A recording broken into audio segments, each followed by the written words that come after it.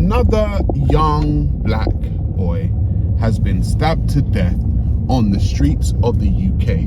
Call me a prophet, call me a fortune teller, call me someone who can see into the future. But I'm telling you, we are going to be back here next week, next month, next year with some other young black youth that has been killed because we are not willing to deal with fatherlessness and gangsterism in our community. We are gonna forever be mourning some young black youth on the street. We're gonna forever be mourning some young black youth that died on the street and died too young because we are not willing to deal with the root problem. But you know what? It's not a fortune or a future that I want to see. This is not a proud moment. This is not a moment that I'm celebrating. Another life has gone. Another life has been taken. Why? What did I say? Gangster culture, right? Gangster culture and fatherlessness are our problems. And here we have it again. Another young black life taken from knives. Like, I don't know what it's gonna take, yeah, for people to listen, because when I speak like this, a lot of people say a lot of things, right? Sa Ra Garvey's this, Sa Ra Garvey's this, he says this about black people, he says this about blah, blah, blah. But you know what's so funny? They don't ever tell me that I'm not speaking factual information. They may not like the way the factual information comes out, right? But they can't say that I'm not speaking factual information. And there's factual information that needs to be spoken about.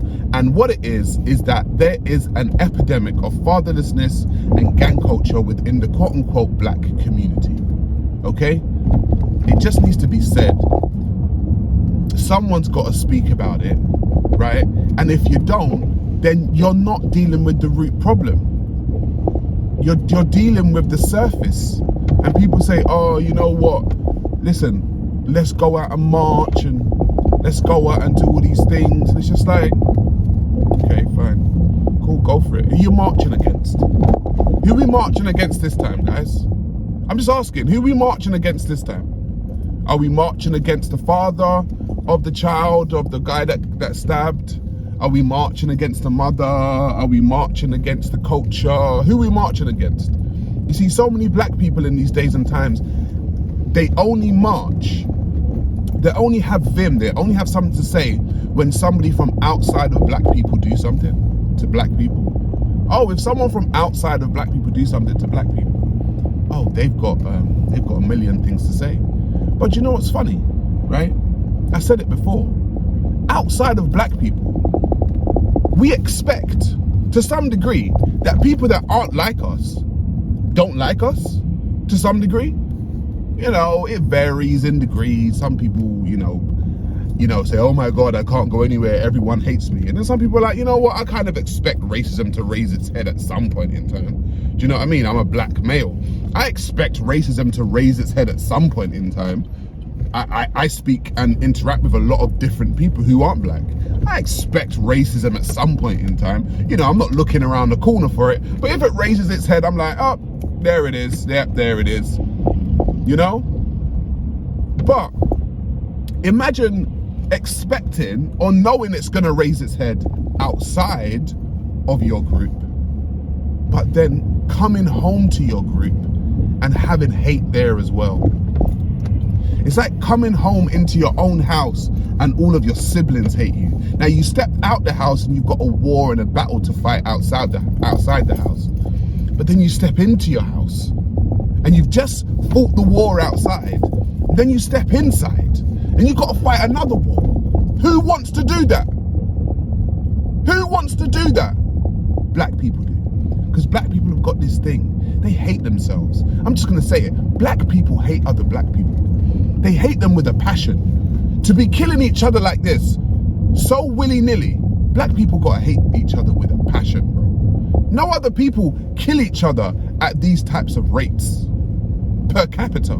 that black people do. You can go to America, they do the same there. You come here, they do the same here. Black people hate one another. And if we don't deal with that hate, yeah, and if we don't deal with the fatherlessness and the gang culture, then we're going to be here again next week. I'm going to be a prophet again next week or next month or next year, whenever it is, right? And we're going to be talking about the same thing. You see, the dead black boy on the streets of the UK has become normalized. That is part now and parcel of quote unquote black culture in the UK. A dead black boy, yeah, you know, people cry and, you know, people, they have their funeral and then people go back to their lives.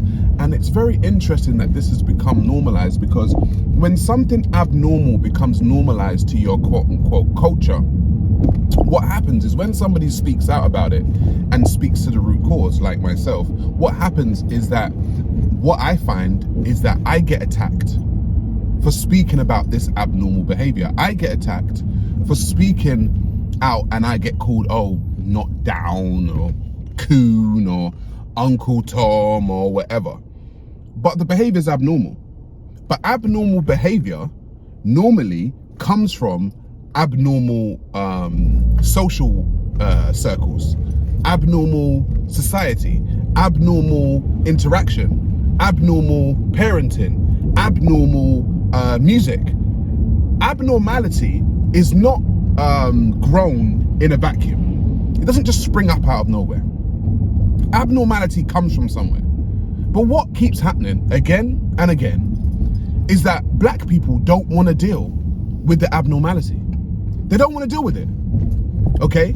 And so, like I said in my previous video, we will be going round and round and round and round and round in circles until somebody really, or a bunch of people really want to change. Because, again, like I said, black people don't want to change. They want to complain. Because a change requires work. A change requires discipline. A change requires you to actually put in some blood, sweat and tears and actually have some self-reflection. And a lot of black people are not ready to do that.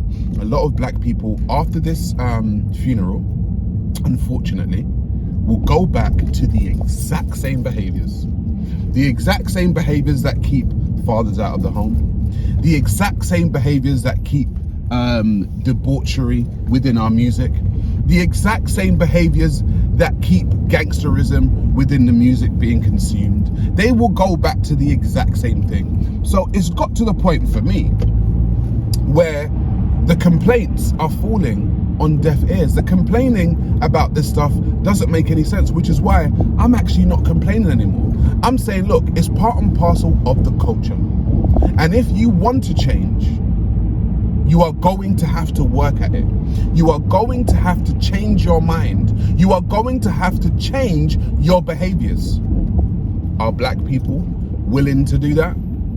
Only time will tell. But I tell you something, I don't have faith that it's going to happen. A lot of people are saying, oh, what are you trying to say? You trying to say that black people have no hope? I said, no, there's always hope.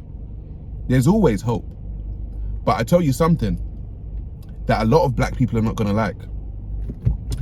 The mind state that a lot of black people have is gonna have to be gotten rid of. And that means you losing your friends, you losing your family members, you losing the ones that are close to you. Because I've said before, lines are being drawn. And if you draw the line, if you are bold enough to do so, because a lot of people aren't, they sit the fence, they jump between lines. But if you're bold enough to draw the line, you will lose people close to you, you will lose your family members, you will have arguments that you never had before.